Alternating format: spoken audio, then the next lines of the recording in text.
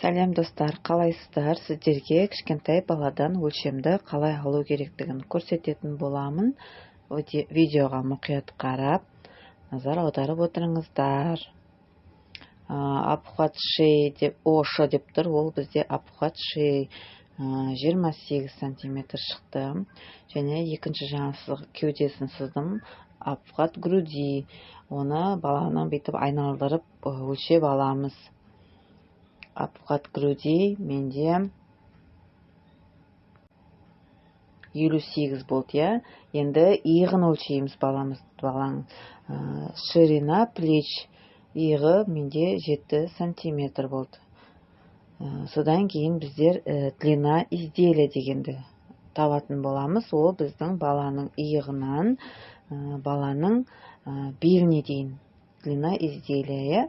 Ол біз кеудесін жасайтын болғасын иықтан белге дейін өлшейміз. Менде 23 сантиметр шықты. Енді осы бойынша сіздерге қазір қалай сызу керектігін көрсететін боламын. Енді мен сізге осылай қағазға сызып көрсеткелі жатырмын. Содан бірінші асықпай қарап алыңыз және өзіңіз сызатын боласыз. Мен сізге кішкентай етіп сызып көрсетіп жатырмын. Енді мені қараңыздар. Формула бойынша шығарамыз. Бірінші бізге обхват грудиді бөлеміз 4-ке, қосамыз 2-ге. Обхват груди менде 58 болса, соны 4-ке бөліп аламын бірінші. Содан кейін барып 2-ге қосамын. 16-да 5 шықты. Мұны сізге сызып көрсетіп жатырмын. Мынау біздің қағазымыздың жаны болып есептеледі.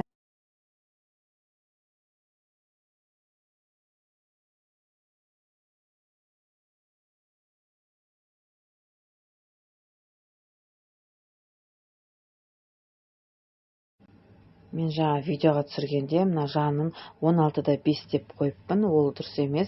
Бұл қағазымыздың шет жағы болып, қайырылған қағазымыздың шет жағы болып саналады. Қазір сіздерге анық етіп айтатын боламын. Екінші формула ол обхват шеи мен обхват шеяны бөлеміз 6-ға. Ошы міне 28 деп тұр, соны 6-ға бөлгенде 4-те 6 сантиметр шығып тұр. Жаңағы қайырылған қағазымыздың қайырылған жерінен жоғарғы жағынан 4-те 6 сантиметр өлшейсіз. Және бір жақ жанынан 5-те 6 1 сантиметр қосып 5-те 6 етіп өлшейсіз. Және доғал сызықпен сызып шығасыз. Содан кейін барып біздер алдыңғы мойнын жаңа сыздық 5-те 6 сантиметр қылып, енді жоғарғы мойнын сызғанда тек қана 2 сантиметрге ғана түсіріп сызамыз. Ол бізде артқы бөлігінің мойны. Үшінші формула бойынша бізде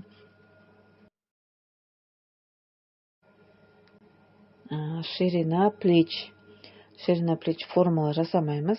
Сол неше сантиметр шықты, сонша сантиметр қыламыз. Осы мен сізге көрсетіп жатқаным, ол қағазымыз осылай тұрады. Сол қағазымыздан 7 сантиметр примерно қай жерде орналасқан қараймыз да 2 сантиметрге төмен қарай түсіріп ширина плеч сызып аламыз. Линейкамен түзу сызықпен сызып алыңыздар. Бұл бізде ширина плеч 7 сантиметр. Көрдіңіз?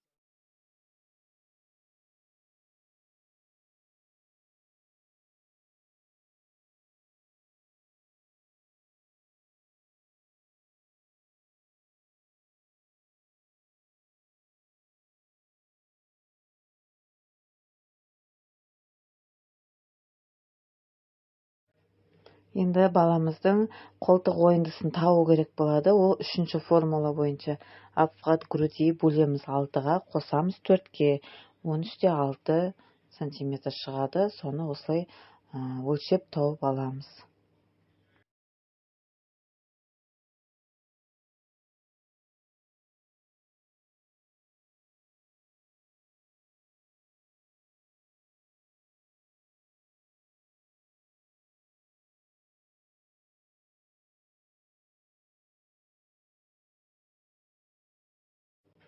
Енді обхват груди бізде неше сантиметр?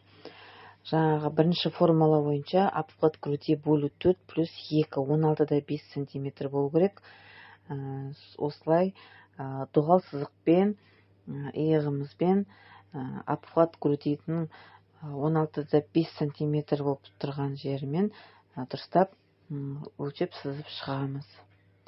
Және де жаңа мен ең біріншісін жазып қойғаным ол қате болып кетті. Видеоны қайтадан түсірмейін деп сіздерге кері түсіндіріп жатырмын. Жаңағы бірінші жазғанымды кетіріп тастадым.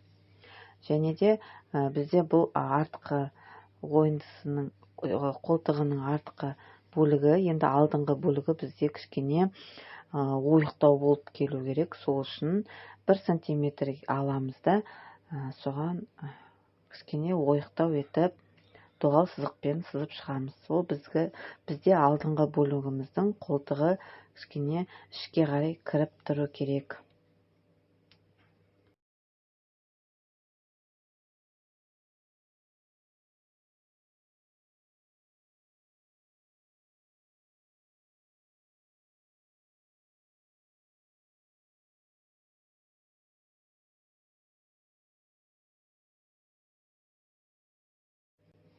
Длина изделиямызды жаңа ең бірінші көрсеткен ол 23 сантиметр болады. Длина изделия дегенің баланың иығынан беліне дейін көрсетілген бөлік.